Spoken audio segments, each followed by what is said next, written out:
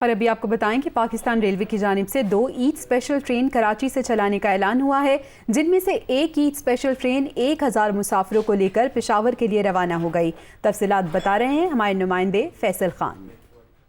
जी, इस वक्त मैं कराची कैंट स्टेशन पर मौजूद हूँ और कराची कैंट स्टेशन की ये ईद स्पेशल ट्रेन है जो अब से कुछ लम्हे बाद कराची से पेशावर के लिए रवाना होगी।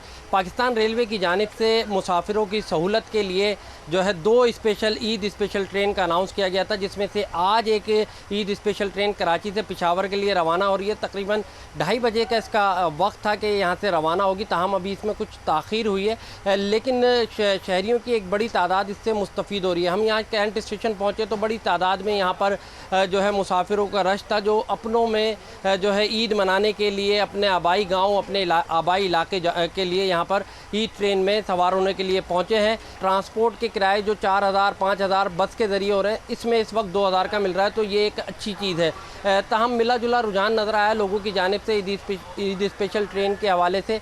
ताहम एक बड़ी तादाद मुसाफिरों की जो है अपने आबाई गाँव के लिए ईद स्पेशल ट्रेन के लिए रवाना हो रही है। जी।